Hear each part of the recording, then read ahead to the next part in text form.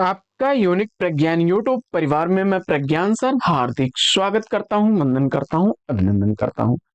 प्यारे साथियों, अगर आप टीजीटी पीएचडी जेआईसी प्रवक्ता LT grade UGC net JRF आदि विभिन्न प्रतियोगी परीक्षाओं की तैयारी कर रहे हैं तो बिल्कुल सही प्लेटफॉर्म पर हैं। और आज की यह पाठचर्या होने वाली है आपके लिए काफी महत्वपूर्ण, क्योंकि आज की यह पाठचर्या आधारित है विगत वर्ष पूछे गए प्रमुख कथनों पर। और इस पाठचर्या में हम लोग करने वाले हैं उन महत्वपूर्ण कथनों को वस्तुनिष्ठ रूप में प्रश्नोत्तर शैली में हल, जो कि परीक्षा की दृष्टि से आपको लाभान्वित करेंगे। साथियों, यह पाठचर्या प्रश्नोत्तर शैली में है, जिसमें कथन आपको प्रश्न के रूप में मिलेगा और जवाब में आप उत्तर बताएंगे। यहाँ पर ऑप्शन आपको नहीं मिलेंगे, सीधे सीधे प्रश्न और उसका सीधे सीधे देना है आपको जवाब। तो देखते हैं कितने कथनों का देते हैं आप सही जवाब। तो फटाफट कथन आपके सामने है, उत्तर देना शुरू करिए। पहला कथन आपकी स्क्रीन पर, और कथन: कबीर की अपेक्षा खुसरो का ध्यान बोलचाल की भाषा की ओर अधिक रहा है। यह कथन किस विद्वान का है? दिए गए विकल्पों में से अगर आपको उत्तर चुनना होता तो फटाफट, मुझे उम्मीद है कि इस प्रश्न का बिल्कुल सही जवाब आप चुन लेते, लेकिन थोड़ा सा आपको समस्या होती है ऐसे प्रश्नों को हल करने में। और जैसा कि कमेंट्स भी मुझे मिला था कि सर आप इसको 4 ऑप्शन के साथ हमें दीजिए, तो साथियों आपको बताना चाहूंगा 4 ऑप्शन के साथ भी ये प्रश्न आपको मिल जाएंगे बाद में। लेकिन प्रयास करिए कि कथनों को पढ़ करके या कथनों को सुन करके या किसी भी प्रश्न को सुनने के बाद उसका जवाब आप सीधे सीधे देने की क्षमता विकसित कर लेंगे, तो वह चीज आपके मन मस्तिष्क में अस्थायी रूप से स्टोर हो जाएगी और वह क्षण मात्र में ही प्रश्न का उत्तर देने में आप परीक्षा में सफल होंगे। तो इस उद्देश्य को ध्यान में रखकर इस ढंग से आपसे प्रश्नोत्तरी कराई जा रही है। तो अगर आप इच्छुक हैं तो फटाफट वीडियो को लाइक और शेयर करके चैनल को सब्सक्राइब करके प्रश्न का उत्तर देना प्रारंभ करिए। कबीर की अपेक्षा खुसरो का ध्यान बोलचाल की भाषा की ओर अधिक रहा है। यह कथन किस विद्वान का? जवाब में आपने आचार्य रामचंद्र शुक्ल उत्तर चुन लिया। रामचंद्र शुक्ल उत्तर चुना तो राइट आंसर है आपका। बढ़ते हैं दूसरे कथन की तरफ।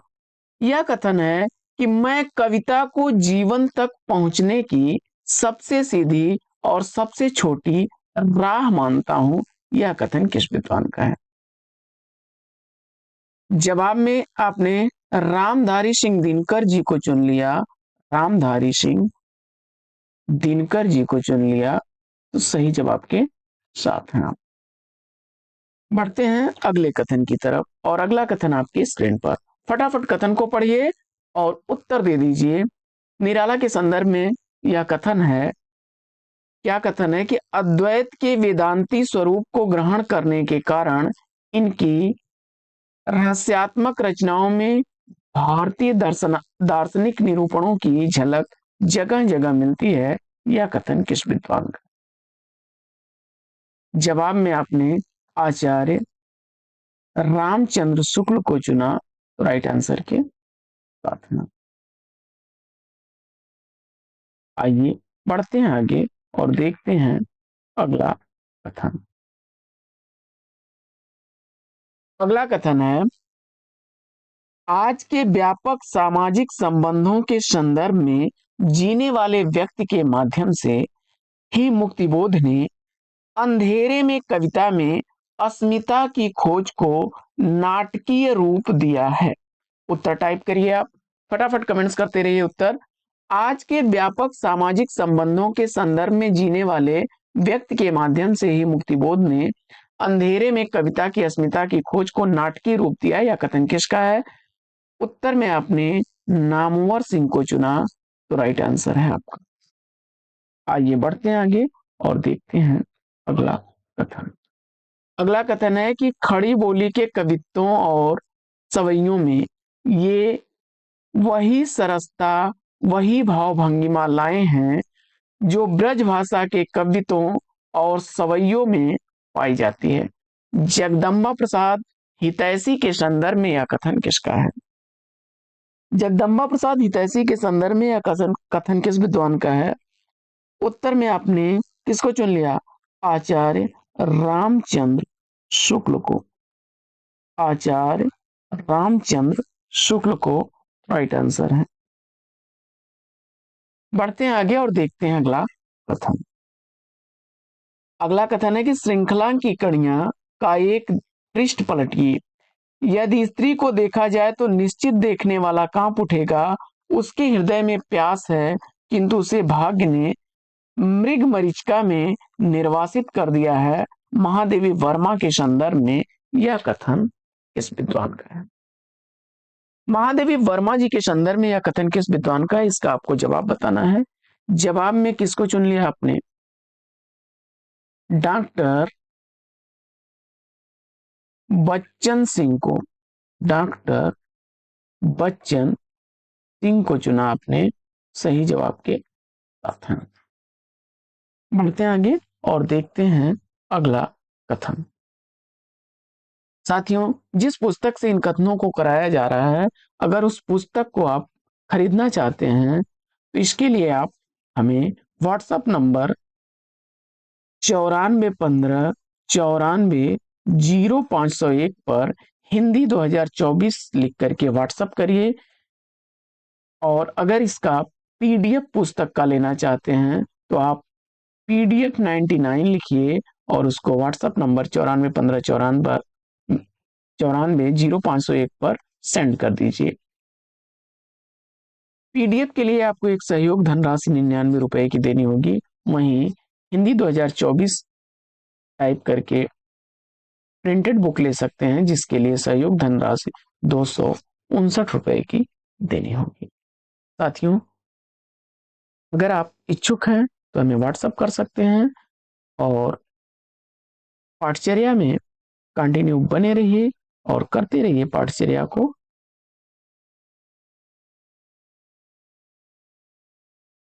कथन है आपके सामने कि कविता महादेवी वर्मा के लिए निखालिस आत्म अभिव्यक्ति के बजाय कलाभ्यास के रूप में भी अधिक साध्य रही है।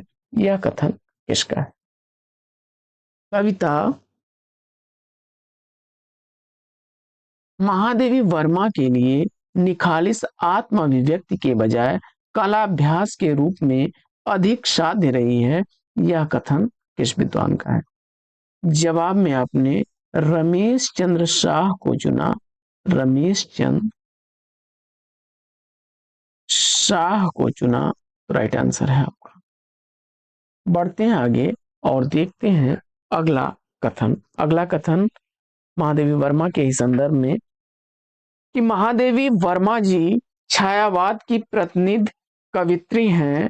उनमें छायावाद का निराशावादी पलायनवादी पक्ष है, तो जीवन और सौंदर्य की आकांक्षा का स्वस्थ मानववाद पक्ष भी है। यह कथन किसका है? जवाब में आपने रामविलास शर्मा को चुना। रामविलास शर्मा को चुना, राइट आंसर है आपका। अगला है कि काम भाव और शरीर का सौंदर्य उनके यहाँ उत्सव के रूप में है।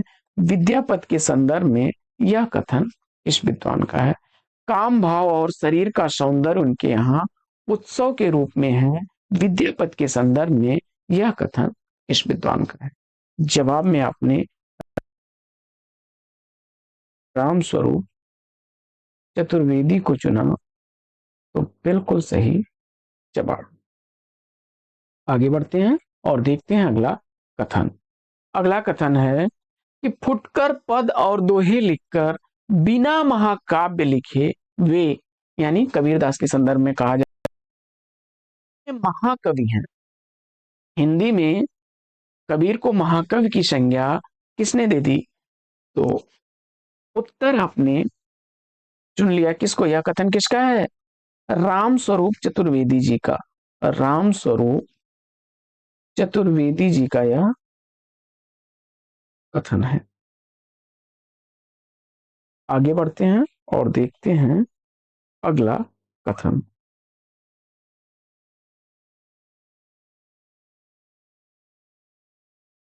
अगला कथन है कि कबीर और तुलसी भाषा में एक मिशन के तहत लिख रहे थे। कबीर और तुलसी भाषा में एक मिशन के तहत लिख रहे थे, यह कथन किसका है? तो जवाब हो जाए डॉक्टर बच्चन सिंह का। आगे, कबीर का भक्ति आंदोलन विद्रोह मूलक है तो गोस्वामी का प्रतिरोधात्मक। कबीर का भक्ति आंदोलन विद्रोह विरोधात्मक। जवाब इसका हो जाएगा क्या? डॉक्टर बच्चन सिंह। अगला कथन है कि रीतकालीन कवि कविता के सौदागर थे। किसका कथन है? तो रीतकालीन कवि कविता के सौदागर थे, यह कथन भी किसका है? डॉक्टर बच्चन सिंह का। अगला कथन कि राजाओं से पुरस्कार पाने और जनता द्वारा समादृत होने के कारण रीतिकाल की कविता श्रृंगार रसमयी हो गई है तथा अन्य प्रकार की कविताएं उसके सामने दब सी गई हैं, यह कथन किस विद्वान का है? राजाओं से पुरस्कार पाने और जनता द्वारा समादृत होने के कारण रीतकाल की कविताएं श्रृंगार रसमयी हो गई हैं तथा अन्य प्रकार की कविताएं उसके सामने दब सी गई हैं, यह कथन किसका है? जवाब हो जाएगा श्याम सुंदर दास का। आगे बढ़ते हैं और देखते हैं अगला कथन। अगला कथन है कि जितनी सफलता भारतीय युग के लेखकों को निबंध रचना में मिली उतनी कविता और नाटक में नहीं मिली। जितनी सफलता भारतीय युग के लेखकों को निबंध रचना में मिली उतनी कविता और नाटक में नहीं मिली, यह कथन किसका है? उत्तर हो जाएगा रामविलास शर्मा। आइए बढ़ते हैं आगे और देखते हैं अगला कथन। अगला कथन है कि प्रेमचंद्र भारतीय जनता के उज्जवल भविष्य की पेशगी थे। प्रेमचंद्र भारतीय जनता के उज्जवल भविष्य की पेशगी थे, यह कथन किस विद्वान का है? रामविलास शर्मा उत्तर चुन करके राइट आंसर दिया है आपने। अगला प्रश्न है कि हिंदी में लक्षण ग्रंथ की परिपाटी पर रचना करने वाले जो सैकड़ों कवि हुए वे आचार्य कोट में नहीं आ सकते, वे वास्तव में कवि ही थे। हिंदी में लक्षण ग्रंथ की परिपाटी पर रचना करने वाले जो सैकड़ों कवि हुए वे आचार्य कोट में नहीं आ सकते, वे वास्तव में कवि ही थे, यह कथन किसका है? जवाब हो जाएगा आचार्य रामचंद्र आचार्य रामचंद्र शुक्ल का। बढ़ते हैं आगे और देखते हैं अगला कथन। अगला कथन है कि देव की ध्वनि संवेदनशीलता समुचे रीत काल में अप्रतिम है। किस विद्वान का कथन है देव के संदर्भ में? राम स्वरूप चतुर्वेदी। राम स्वरूप चतुर्वेदी उत्तर चुना आपने, तो सही जवाब के साथ में। अगला कथन है कि बिहारी अकेले कवि हैं जिन्होंने ग्रामीण संस्कृति के विरुद्ध घृणा की अभिव्यक्ति की है। बिहारी अकेले कवि हैं जिन्होंने ग्रामीण संस्कृति के विरुद्ध घृणा की अभिव्यक्ति की है, और यह कथन किसका है? जवाब हो जाएगा डॉक्टर बच्चन सिंह का। आगे बढ़ते हैं और देखते हैं अगला कथन है घनानंद ने न तो बिहारी की तरह विरह ताप को बाहरी माप से मापा है, न तो बाहरी उछल कूद दिखाई है। घनानंद के संदर्भ में यह कथन किस विद्वान का है? आचार्य रामचंद्र शुक्ल उत्तर चुना आपने। आचार्य रामचंद्र शुक्ल उत्तर चुना, सही जवाब के साथ में। तो साथियों, आज की यह पाठचर्या कैसी लगी कमेंट्स करके जरूर बताइए। वीडियो से संबंधित पीडीएफ प्राप्त करने के लिए टेलीग्राम चैनल यूनिक प्रज्ञान ज्वाइन करें, अथवा आप जिस पुस्तक से इस पाठचर्या को तैयार किया गया उस पुस्तक को लेना चाहते हैं तो डिस्क्रिप्शन से दिए गए लिंक का प्रयोग करके अथवा व्हाट्सएप नंबर 94 15 94 0501 पर व्हाट्सएप कर सकते हैं। PDF 99 लिख करके 99 रुपए का शुल्क देना होगा और PDF प्राप्त कर सकते हैं। वहीं हिंदी 2024 लिख करके भेजें, जिसके लिए आपको 259 रुपए की सहयोग धनराशि देनी होगी। तो साथियों, अगर आप इच्छुक हैं तो अभी व्हाट्सएप करें, अन्यथा पाठचर्या को नियमित करते रहिए। और आज की इस पाठचर्या में लेते हैं पर विराम। फिर मिलेंगे अगले वीडियो में एक नए प्रश्न, एक नया टॉपिक, एक नए अंदाज में। तब तक के लिए लेंगे आपसे विदा। आपका जीवन मंगलमय हो। बेस्ट विशेष, बेस्ट ऑफ लक।